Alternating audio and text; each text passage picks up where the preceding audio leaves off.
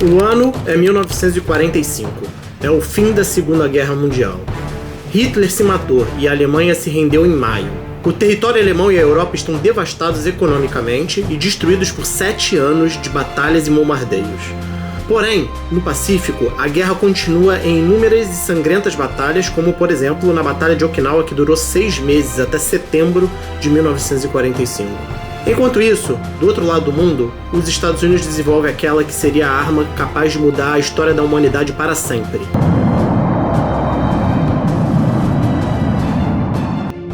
Few people cried. Most people were silent. Now I am become death, the destroyer of worlds. Durante esse tempo, o Japão não entra em um acordo de rendição, dentre outros motivos, por não concordar com o fim do regime imperial e continua assim dominando a Península Coreana e a Manchúria chinesa. Já totalmente enfraquecido pela iminente perda da guerra, o pior acontece. Em 6 de agosto de 1945 é detonada a primeira bomba atômica em Hiroshima. Seu efeito devastador mata 140 mil pessoas de imediato. E é isso que contaremos para vocês, em detalhes, nesse vídeo, diretamente de Hiroshima, no Japão. Fique com a gente até o final desse vídeo e descubra quais foram os motivos e quais foram as consequências dessa explosão nuclear que dizimou a população japonesa em Hiroshima e que mudou a história da humanidade.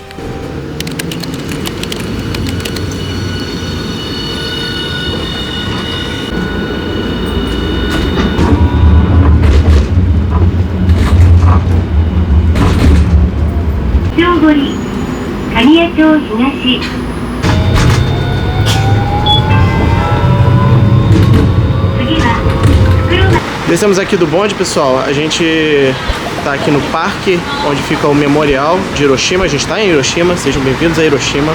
Aqui é uma cidade que tem uma importância histórica muito grande, né? De uma forma negativa por conta da explosão da bomba nuclear em 1945.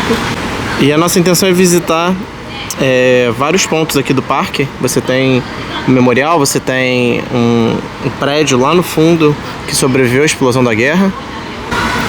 Porém tá com uma cara de chuva do caramba, então a gente não sabe exatamente qual a ordem que a gente vai fazer do passeio. Pessoal, começou a chover aqui no parque, aí a gente vai entrar aqui no museu. Aqui é o Museu Memorial da Paz, né? Que é um museu memorial das vítimas e coisas do ataque terrorista, que eu chamo de um ataque terrorista dos Estados Unidos em solo japonês em 1945. O museu aqui ele foi inaugurado 10 anos depois da bomba atômica, em 1955, precisamente no dia 24 de agosto. E ele é um marco muito importante aqui da cidade. Então a gente vai dar uma visitada agora. Não necessariamente a gente vai filmar lá dentro, primeiro a gente nem sabe se pode, né? Mesmo assim, né? É um lugar mais para você contemplar, aprender, refletir, e não necessariamente para filmar, né? Então se tiver algo mais interessante assim, a gente filma. Mas a nossa ideia é mais aproveitar mesmo e contemplar lá dentro. E depois a gente continua mostrando aqui o parque para vocês. Assim era Hiroshima antes das bombas, né? Já existiam os bondes.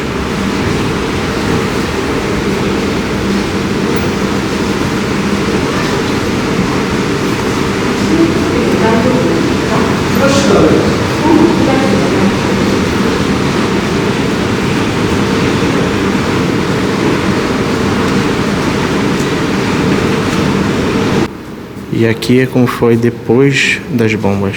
Como ficou, né? A cidade depois das bombas. Completamente destruída, devastada.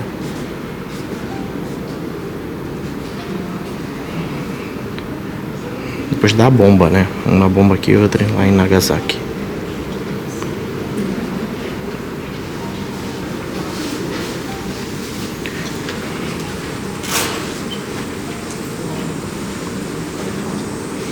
Esse prédio aqui é icônico, ele continua em pé até hoje. E a gente vai mostrar para vocês depois. Aqui tem um vídeo que mostra como que era a cidade de Hiroshima e o ataque nuclear e como ela ficou devastada depois, né? Esse aqui é um vídeo bem aqui no centro da entrada principal do museu. Uma cidade aí gigante e a bomba caindo.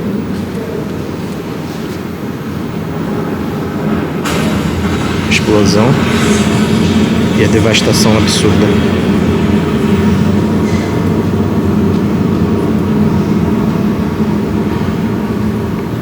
A bomba é cogumelo, né? Explosão em cogumelo.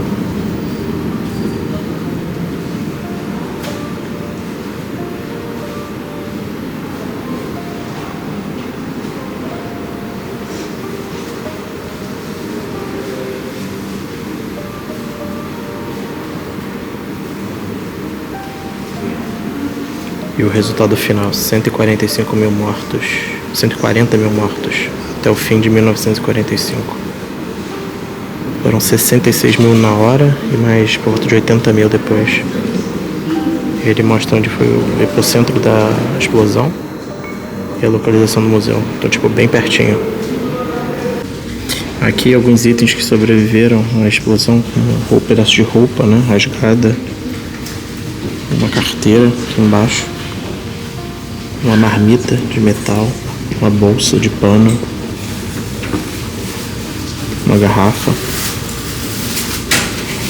Cara, isso aqui é algo muito bizarro, sabe? Tipo, isso aqui era um pedaço de pedra da entrada de um banco e tinha uma pessoa sentada. O calor da explosão nuclear foi tão forte que a sombra da pessoa na pedra ficou marcada. A pessoa foi pulverizada, desapareceu completamente, mas a sombra dela permaneceu. Então essa parte escura aqui, essa parte mais escura, é a sombra da pessoa que foi marcada pelo calor intenso da explosão, enquanto toda a área em volta ficou mais branca, né? Então a sombra ficou marcada ali. Era uma pessoa esperando, sentada, possivelmente esperando o banco abrir.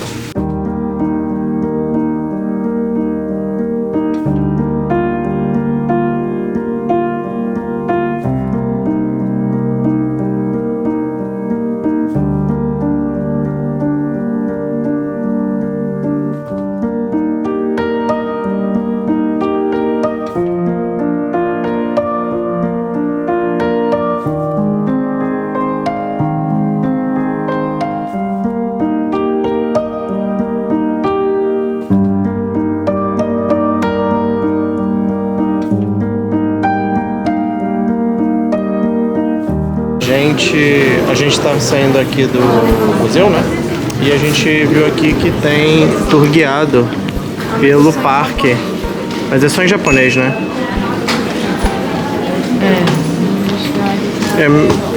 Não tá disponível agora, então talvez em algum momento tenha. Então fica ligado. Então tem esses tanto do museu tá temporariamente suspenso e no parque só em japonês por enquanto, mas quem sabe no futuro. Eles são realizados por voluntários, tá vendo? Ah, sim. Se interessar, vale a pena procurar, saber, né? Outra coisa, os ingressos aqui custaram 200 cada um, 200 ien. Eu vou botar uma foto do ingresso aqui em algum lugar. E o audioguia custou 400 cada um, né? O dobro do valor do ingresso. Mas a gente só pegou um, a Tatiana ficou com o audioguia, eu fui lendo as coisas. Eu acho que, eu não sei se foi muito necessário o audioguia, na sua opinião. Tem muita informação para ler, então ajudou um pouco para não ficar tão cansativo. Mas é claro, ajuda sim, foi importante. Eu não senti, particularmente não senti tanta necessidade. Eu acho que tem muito texto, então você aprende bastante lendo. E tem a história, né? É uma história bem conhecida também. E tem muita foto, né? Vocês viram alguns takes aí. É muito visual o museu, né? Mostrando foto das pessoas que foram queimadas, das vítimas. Muita coisa também contando a história. Então, assim, eu não senti tanta necessidade, mas é sempre bom ter um complemento, né? Então, o audioguia, ele serve justamente para fazer essa ponte, né? Entre a parte ilustrativa do museu e o que você escuta e o que você aprende. Então, dependendo se você tiver $4 a mais, por volta de R$13 sobrando, vale a pena o audioguia. E uma dica que a gente dá sempre para qualquer coisa turística é chegue cedo. A gente não chegou, chegou aqui, não tinha ninguém e olha como já tá a fila. Agora que a gente saiu, tá fora do museu, assim, tipo, muito. E lá dentro já tá lotado, então, assim, venham cedo, que vocês vão aproveitar muito mais. É importante informar que a gente levou 2 horas para visitar o museu. Não achei que é um museu extenso, mas, assim, as salas são cheias de informação, cheias de fotos, de pinturas sobre tudo que aconteceu. Então, e quanto mais a gente vê, eu acho que mais a gente quer saber. E há muitas informações que, por exemplo, eu pelo menos não lembro de ter tido na época da escola. E então foram 2 horas e eu acho que ficaram faltando ainda coisas que eu não consegui ler, porque em determinadas áreas estava muito cheio, né? E aí eu não conseguia acessar os painéis para ler. Então, assim, entre 2 horas e 2 horas e meia, assim, pra explorar todo o museu, todas as sessões dele, mais ou menos. A gente vai continuar o nosso passeio aqui pelo parque, ou melhor, começar o nosso passeio aqui pelo parque, né? Que atrás de mim ainda está a estrutura do museu. Lá no fundo você encontra o prédio que sobreviveu às explosões da bomba atômica. E na frente fica a Chama da Paz. O parque aqui é um parque bem grande. A Tatiana está até um pouco ainda em choque, digamos assim, ou sentida por conta do museu. Então eu devo participar mais do vídeo do que ela a partir de agora. E, bem, o museu ele foi uma experiência muito interessante, uma experiência tocante. Ele deixa... Você não consegue nem ficar triste dentro, você fica mais em choque, sabe? Como a humanidade, como o ser humano pôde fazer algo tão terrível, né? A criação da bomba atômica é algo absurdo, algo brutal e que não deveria acontecer, né? Mas infelizmente aconteceu, então a gente precisa aprender com o passado, é aquele lema, né? O famoso lema, precisamos aprender com o passado para a gente não repetir no futuro. Então é muito importante estar aqui em Hiroshima, aprender com esses erros, aprender com essas memórias tristes da guerra, né? E que a paz prevaleça e nada assim aconteça de novo, apesar de toda essa questão atual, né, da guerra da Ucrânia e tudo que está acontecendo, uma ameaça nuclear novamente aí pairando sobre o mundo. Torcer para as coisas ficarem bem e que nada disso ocorra novamente, né? O Hiroshima nunca mais, Nagasaki nunca mais, é muito importante.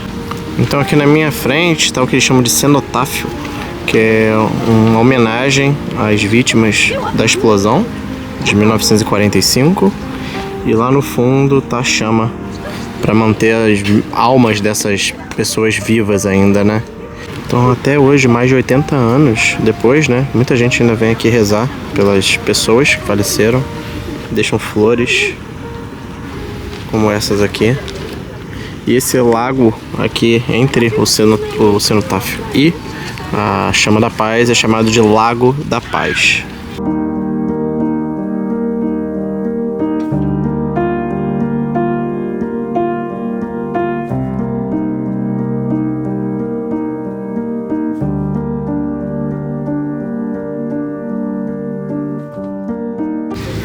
A gente agora está entrando aqui no Hiroshima National Peace Memorial, o Memorial da Memória da Paz, para as vítimas do atentado das bombas atômicas. Ele fica bem ao lado daqui do cenotáfio e da chama. O ticket é gratuito, tá? E aqui o horário de abertura dele. Esse monumento aqui, ele representa o horário onde o horário que a bomba caiu aqui, 8h15 da manhã. É um relógio mostrando esse horário.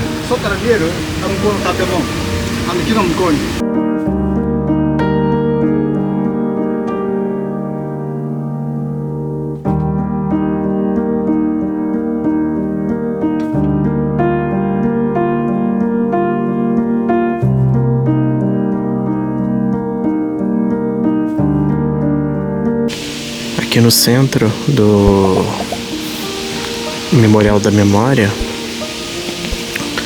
tem essas paredes com esses azulejos. Cada azulejo representa uma vítima da bomba atômica, então tem 140 mil azulejos. Cada nome representa uma vizinhança, um bairro aqui da região de Hiroshima atingido. E a fonte de água representa as pessoas que morreram pedindo água, implorando por água. E o formato é como se fosse um relógio marcando 8h15, que é o horário que a bomba caiu. aqui em cima cenas da devastação da cidade, né? Tudo destruído. A história daqui de Hiroshima, ela vem de muitos séculos, mas ela teve muita importância também no século XIX. Ela era uma cidade militar e o Japão e a China, eles entraram em batalhas inúmeras vezes.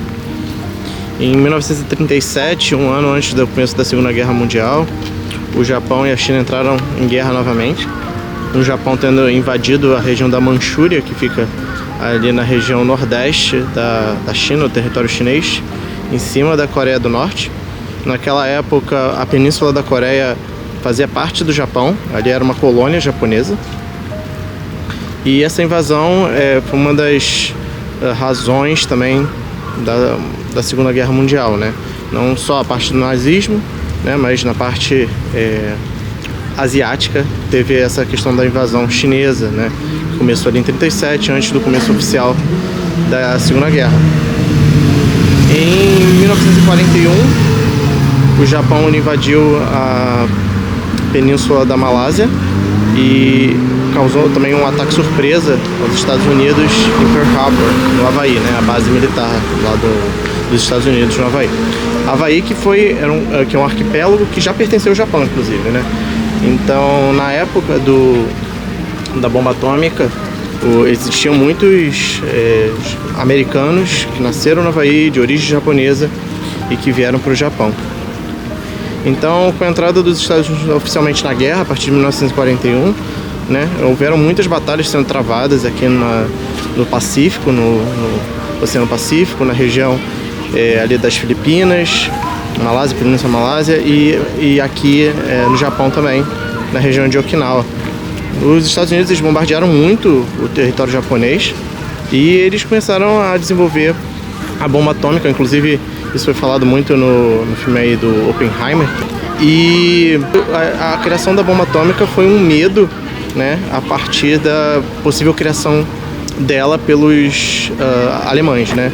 Em 1908 os alemães descobriram a fissão nuclear, né? Então isso causou um pânico geral nos Estados Unidos que eles pudessem estar desenvolvendo a bomba atômica e eles quiseram desenvolver primeiro, né? Houve uma tentativa de acordo com os japoneses num tratado de Potsdam na Alemanha, depois da rendição alemã, porque a Alemanha se rendeu da Segunda Guerra Mundial em maio de 1945, né? E essa foi uma tentativa dos Estados Unidos junto com o Reino Unido e junto com a União Soviética de fazer o Japão se render, mas uma das coisas que o Japão queria como garantia para uma rendição tranquila seria a continuidade do sistema imperial, né? O Japão ele tem um imperador e eles queriam manter o imperador, e isso não estava lá no Tratado de Potsdam, e tampouco estava dizendo lá nesse tratado que os Estados Unidos estavam desenvolvendo uma bomba nuclear, né? Então houve essas duas coisas que foram omitidas ali, e o Japão ele se negou a assinar esse tratado de paz, né, que seria a rendição japonesa naquela época. Uma outra coisa que os Estados Unidos queriam era que a União Soviética ela declarasse guerra contra o Japão, coisa que só veio acontecer depois da explosão nuclear, tá? E, enfim, aí o que aconteceu? Os Estados Unidos estavam desenvolvendo a bomba, eles gastaram mais de 2 bilhões de dólares desenvolvendo essa bomba, e eles precisavam justificar para a população, né, dos Estados Unidos os gastos. Então eles pensaram, porra, a gente tá gastando dinheiro pra caramba, a população tá pagando por esses gastos, então como a gente precisa mostrar para a população americana que esse dinheiro está sendo bem gasto, né? Porque assim, no final das contas não tinha necessidade nenhuma dos Estados Unidos derrubarem essas bombas aqui no Japão, né? Nem aqui em Hiroshima, nem lá em Nagasaki. Porque o Japão já estava ferrado, já estava perdendo a guerra, a Alemanha já tinha se rendido. Então assim, cara, não tinha nenhuma justificativa. A única coisa que o Japão ainda mantinha sob controle era justamente a região da Manchúria, ali no leste da China, né? E que posteriormente, inclusive, foi devolvida à China pelos russos, que invadiram lá, os soviéticos, né? Que invadiram a Manchúria e devolveram. Então assim, não tinha nenhuma necessidade.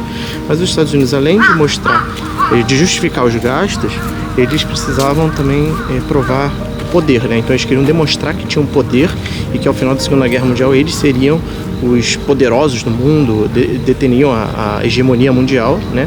Porque a União Soviética também estava crescendo pra caramba, estava tendo muito poder, né, e muita influência. Então a Segunda Guerra, a bomba nuclear foi tipo para fechar com chave de ouro, digamos assim, a guerra numa visão estadunidense, né, para eles mostrarem, olha, a gente é poderoso pra caramba, a gente tá acabando com a guerra aqui e a União Soviética não mexe com a gente. Então assim, foi algo totalmente desnecessário, causou uma devastação terrível. Foram 140 mil mortos aqui em Hiroshima sozinho no primeiro ano, então em 1945.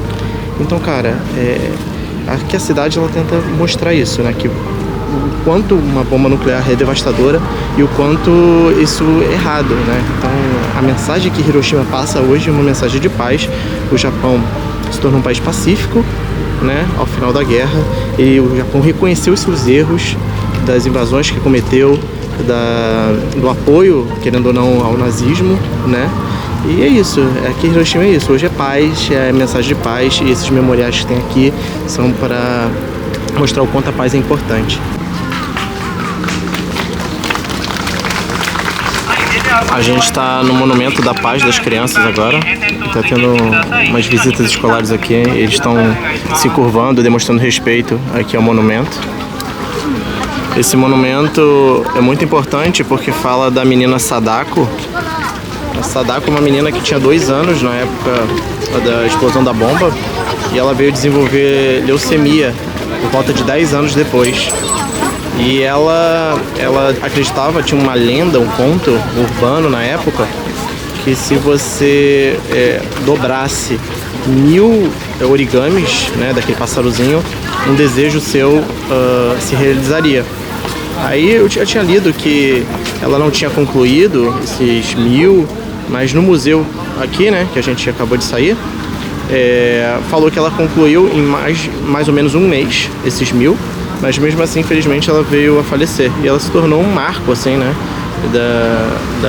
Dessa questão da radiação, né? E de como a radiação, ela continua durante anos sendo destrutiva para a população, né? E, enfim, então ela se tornou esse marco aqui na região de Hiroshima.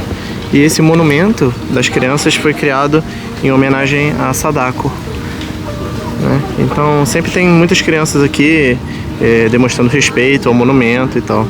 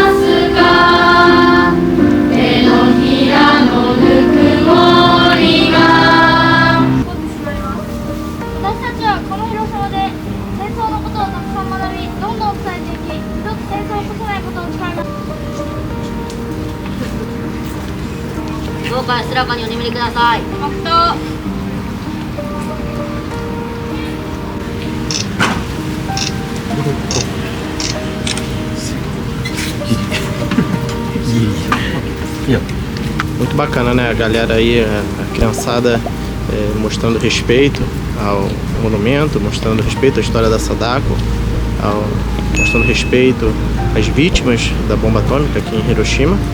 E eles postam essa homenagem aqui nessas cabines. Então essas cabines aqui tem várias homenagens às vítimas, né? Todas com pedido de paz, né? Muitas delas com origamis, né?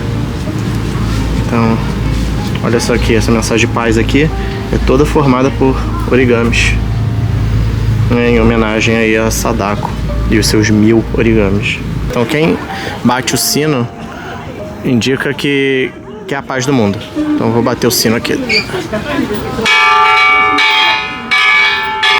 um pequeno simbolismo aqui do Memorial das Crianças, né? Então, se você bate o sino, diz que você é uma pessoa de paz, uma pessoa que você quer a paz do mundo.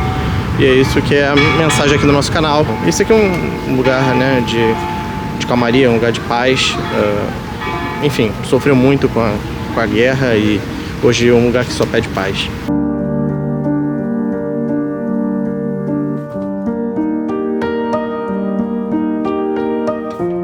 Pessoal, aqui atrás de mim é o Genbaku Dome, que é um símbolo daqui de Hiroshima. Eu falei dele para vocês já, mas eu tô aqui na frente dele. E ele é uma história interessante porque ele foi construído em 1915 por arquitetos tchecos. E ele era um prédio comercial, um prédio da prefeitura. Ele funcionava como centro de comércio, tinha exibições de comércio, tinha outros tipos de exibições. Havia pesquisa de comércio dentro. Ele era conhecido por um domo verde, que continua, a parte metálica dele permaneceu, né? Então ele era conhecido pelo domo, principalmente. E a explosão nuclear ocorreu 600 metros acima do prédio e 160 metros ao lado. Acredita-se que a preservação desse edifício, e é um dos pouquíssimos que permaneceu de pé, estima-se que 93% dos edifícios, as edificações em Hiroshima foram destruídas, e os outros 7% ou foram demolidos por medidas de segurança ou caíram depois, né? Mas esse aqui foi preservado. Então havia uma certa controvérsia com relação a ele, porque manter ele de pé meio que indicava sofrimento para sobreviventes, para parentes sobreviventes. Outras pessoas acreditavam que mantê-lo de pé seria importante para preservar a memória das vítimas, e foi isso que prevaleceu. Então ele, a partir de 1967, ele começou a receber reformas para se manter, né? E depois já nos anos 2000 ele se tornou patrimônio da humanidade. É o domo, né? O domo é protegido. O domo é original, o resto do edifício sofreu reformas, né? Para o prédio não cair, né? Ele está alinhado, né? Como eu já mostrei para vocês, o prédio está aqui. E ele está alinhado lá embaixo com a chama e com aquela outra estrutura daquele outro memorial. Então isso aqui é outra coisa para você ver aqui, outro memorial, outra lembrança lembrança triste, né, da época da explosão nuclear aqui no parque em Hiroshima.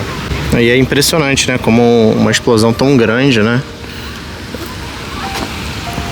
não destruiu o prédio, né? Não pulverizou ele.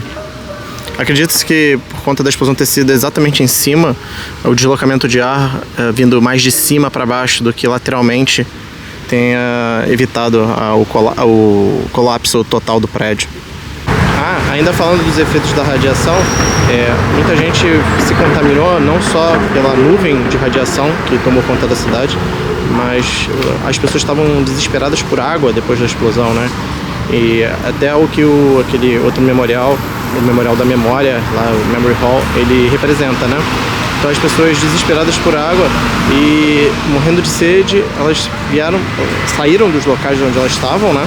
Então muitas estavam mesmo à distância, quilômetros de distância da explosão. Elas foram afetadas, as estruturas foram abaladas e todas foram para a rua, morrendo de sede. E começou a chover, só que era uma chuva negra de radiação.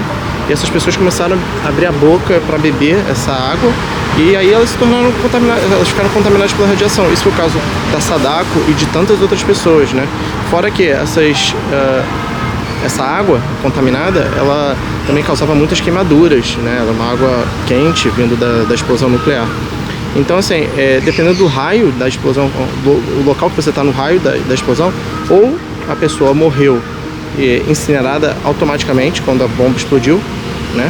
Ou ela sofreu com incêndios, sofreu com queimaduras, né? Ela não morreu imediatamente, mas morreu, né, em decorrência de uma causa secundária da explosão, por conta desses fatores, como queimaduras, enfim, ou escombros caindo em cima, coisas desse gênero, ou, né, as pessoas que aparentemente ficaram intactas, né, pela explosão, mas sofreram com a radiação, né, beberam água contaminada ou, enfim, foram expostas à radiação. Muita gente que veio ajudar também, né, na evacuação da cidade, e achar as vítimas também que foram contaminadas pela radiação e morreram anos depois de câncer e doenças relacionadas, né?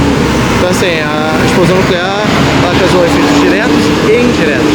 Então por isso que uma bomba nuclear é tão devastadora, e pensar que hoje em dia as bombas nucleares podem ter potência de 1000 vezes o que foi aqui em Hiroshima é uma coisa assim absurda, né? Então, enfim, é muito importante visitar um lugar desse para você relembrar o passado, para não repeti-lo. Pessoal, continuando o vídeo aqui de Hiroshima, esqueci o nome da cidade, são tantas. A gente tá em Hondori, que é uma rua de pedestres e tem um monte de restaurantes dos dois lados, né? Essa aqui é mais uma atração turística aqui, dessa vez mais animada, não relacionada ao passado, né? E aqui no Japão vocês viram que é bem comum ter essas ruas de pedestres. A gente viu em Tóquio, se não me engano, lá em Osaka era bem comum, né? A gente visitou algumas, mostrou algumas também. Aqui também no cheio. Só que aqui tem muito menos cheio. E aqui a rua, como que é? Bem iluminada também. Tem marcas conhecidas? Ó, tem Burger King. Ó, tem um karaokê gigantesco aqui, ó. Loja de relógio, então não é só restaurante. É, não, tem de tudo, né? Lojas em geral e restaurantes. Uma espécie de galeria, mais de festa. É, a rua coberta, tipo uma galeria, né? Então tá aqui, ó, o logo dela, Hondori Street, em Hiroshima. Aí agora a gente tá tentando caçar... Tem o Starbucks. Em todo lugar Starbucks tem em todo lugar. A gente tá tentando caçar um restaurante aqui pra gente jantar. A gente mostra a janta pra vocês. Vamos ver aí o que a gente vai encontrar. Esse restaurante você acha que tá barato? Ou esse estabelecimento? Não, mas tá caro mesmo. Aqui, ó. Tá caro mesmo, tá caro. Eu não sei o que é, mas posso descobrir, porque eu já sei como Essa loja tá cara. Já sei como é. Essa aqui é uma típica comida de rua aqui do Japão, que se chama okonomiyaki, é a panqueca japonesa. Ela é típica daqui da cidade de Hiroshima e é uma excelente opção porque ela é muito rica. Você vê que tem ovo, tem massa, tem camarão, você pode escolher os toppings e ela normalmente vem com porco, tá? Vem uma carne de porco, isso tudo em cima de repolho e massa de macarrão, né? O noodles, ou o yakisoba japonês, né? Isso aqui é uma delícia. E muito tempero. E ela vem com bastante cebolinha, temperinhos e molho teriyaki. Vamos provar? Você já provou vários okonomiyakis. Esse aí é um dos melhores? Ou... Esse aqui tá bem saboroso, é um dos melhores que eu já provei. E aqui em Hiroshima, né? A casa do okonomiyaki. Pessoal, a gente terminou de comer e agora a gente tá de volta aqui no nosso hotel. E a gente tá no nosso micro quarto, que esse aqui é o menor quarto da viagem. E olha a zona que tá já, né? Que já estamos aqui desde ontem. Ele é um hotel bem simples. O quarto é só isso. Tá tirando aqui, cara de sono. Esperando você parar de gravar. Aqui é o banheiro.